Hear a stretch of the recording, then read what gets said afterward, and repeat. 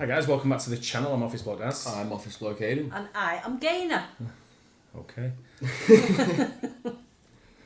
6 British things that are actually American. Think of anything? Not We really, did to be 6 honest American with things that are actually Yeah. British. 6 British things that are actually American.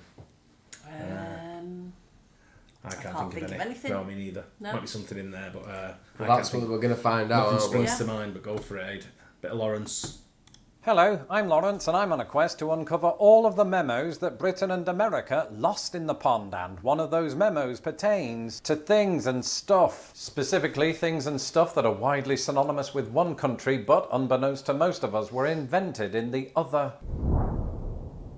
Today, we're going to look at 6 British things that, against all odds, are actually American. And you might be wondering, Lawrence, you're British. Why would you choose to show up your country in favour of the United States? Well, firstly, you hypothetical person, my official nationality is British American. And secondly, I recently gave Britain its due in the much heralded video 6 American things that are actually British. I'll link to that video at the end. And if you would like to be alerted about all future videos and haven't had a chance to subscribe to this channel, do that now.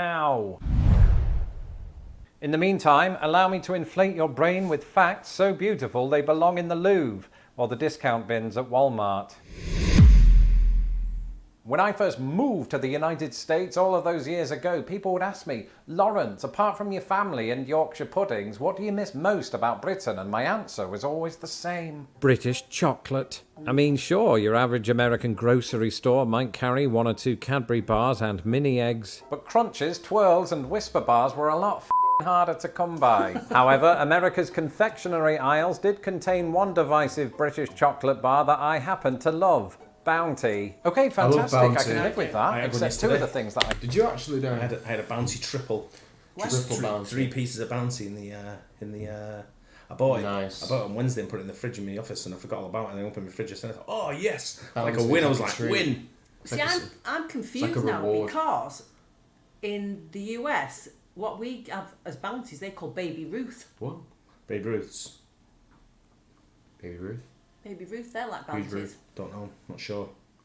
Bounties are nice though. I just said it. are completely and utterly a little bit false. The Bounty, a chocolate-covered coconut-filled fixture of UK sweet shelves, is not actually British at all, but American. And I know what you're thinking. Ooh, Lawrence, Britain sells M&M's, Snickers and countless other American top sellers. What makes Bounty so special? And in some respects, you raise a valid point, especially since the wrapper is plastered with obviously Hawaiian imagery. You see, I always just thought that this was a product of fantastical marketing, kind of like how Britain came up with the world's most famous bears despite the total absence of bears in the British wild. Furthermore, this one is special in part because of its name, which brings me on to lie number 2, the truth of which is this. Americans don't call them Bounties. Here, the bar is branded differently depending on whether it's light or dark chocolate, with the names Almond Joy and Mounds applied respectively. That's what I mean, Both not were Babe launched Ruth. in the first half of the 20th century in the Isn't United Babe Ruth like a baseball player? Yeah, But they have the but they have a it's chocolate bar called Yeah. Babe Ruth, but Yeah. it's an Almond Joy Yeah. that I'm thinking of. Yeah.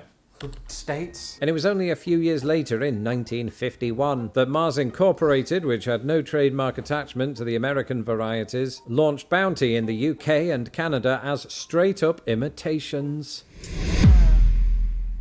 Sandwiched in between the launch of these sugar-laden chocolate bars was an even bigger killer. World War Part 2. Thankfully, as an antidote to the horror and misery unfolding before them, both countries found comfort in music. Most famously, American band leader Glenn Miller was hugely popular on both sides of the Atlantic, to the tragic extent that he disappeared over the English Channel in 1944. As it happens, Britain's most lauded wartime music icon herself Vera. became synonymous with the English Channel. In addition to singing the famous World War II hit and Dr. Strangelove outro track, We'll Meet Again, Vera Lynn soothed Britain with the equally hopeful White Cliffs of Dover. As the Luftwaffe homed in on Britain, who wouldn't have found comfort in the prophecy, there'll be bluebirds over the White Cliffs of Dover? Well, for one, ornithologists, because there are no bluebirds in Britain. In fact, they're entirely endemic to North America, which also appears to have been true of the song's lyricist. After it was released, New Yorker Nat Burton insisted he didn't realise that England didn't have bluebirds. Still, nice sentiment, Nat, if that is your real name. Anyway, speaking of iconic anthems, that brings us on to this.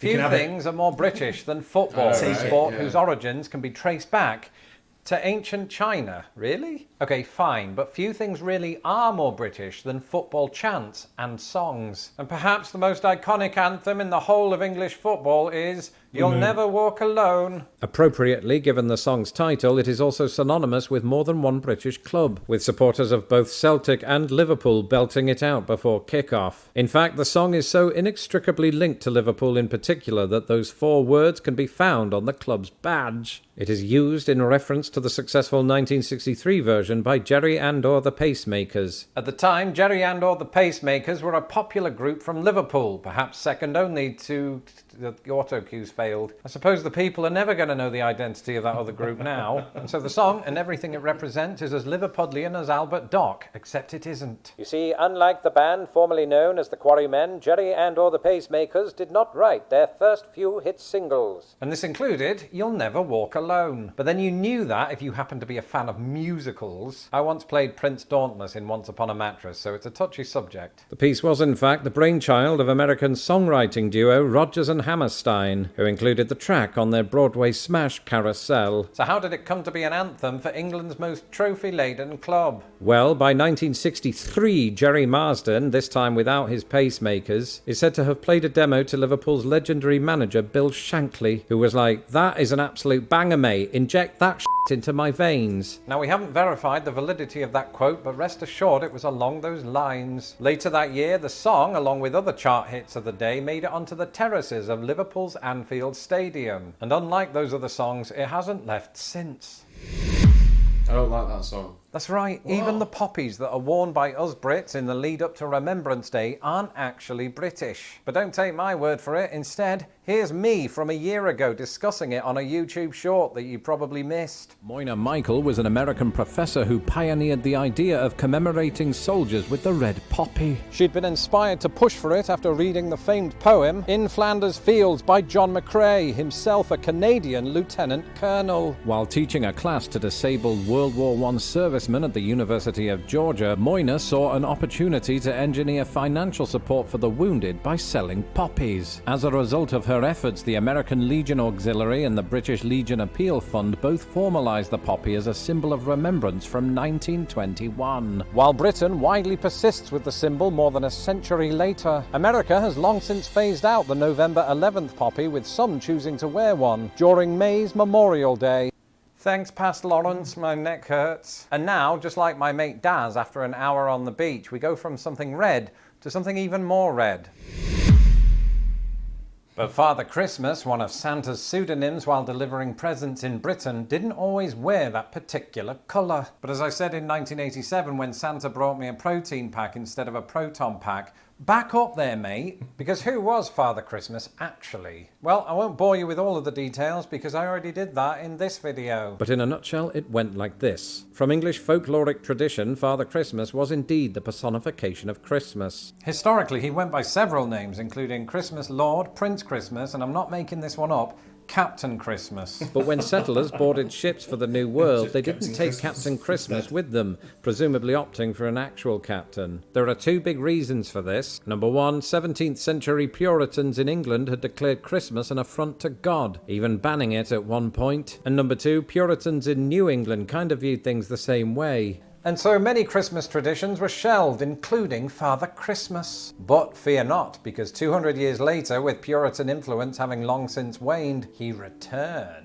However, by the time he was revived by the Victorians, who often depicted him in green robes and a crown ordered on eBay, the US had moved on to other things, such as the Dutch figure Sinterklaas. And at this point you might be thinking, so what, Lawrence? You lied to us. All this tells us is that Father Christmas is still British. Correction, was still British. Because during the 19th century, word of Santa Claus reached England. People seemed to take a shine to him, and although for a while he and Father Christmas remained distinct, our version started taking on elements of that curious fellow from the North Pole. For instance, his crown disappeared and was replaced by a hood, probably also from eBay. His waist became larger and his cheeks rosier. And after Santa Claus was depicted in 19th century cartoons wearing red and white, Father Christmas came to follow suit.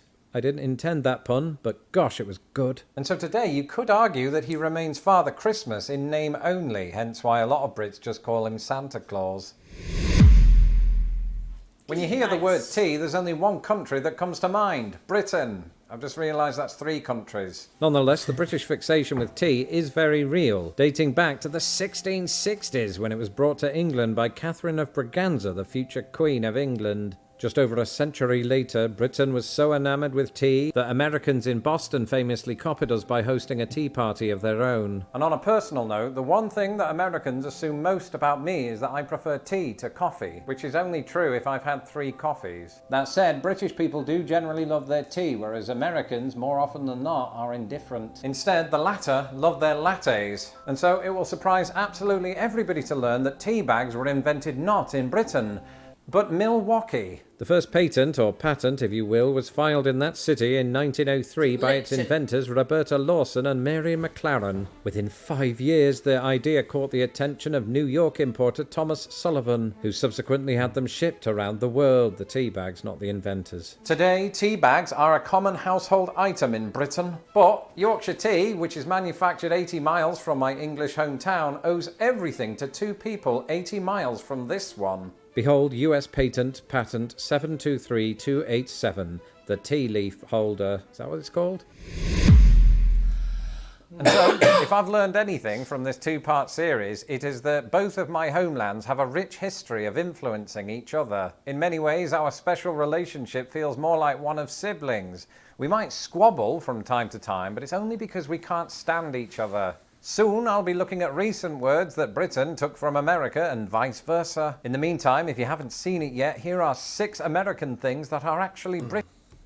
Yeah, you've done that one. Yeah, I remember, I mean, I'm not a big tea fan anyway, but I remember it was always Lipton tea. Yeah, Lipton was the main brand over there from what I remember getting tea over there. Yeah. But I'm a massive tea drinker. Yeah, who was it that sent us over? I only know Lipton iced tea. Yeah, but they had Lipton tea as well. But somebody sent us over a massive box of tea bags, and we still had them when we left. They lasted I'm not sure if that was the one, but someone brought us a when Lee came to visit, he brought his own Yorkshire tea. Bags, yeah. What is that? He came to stay with us. He came to stay for like a day or 2 days, and he brought a massive box of like Yorkshire tea. Yeah. He went, "Got me tea."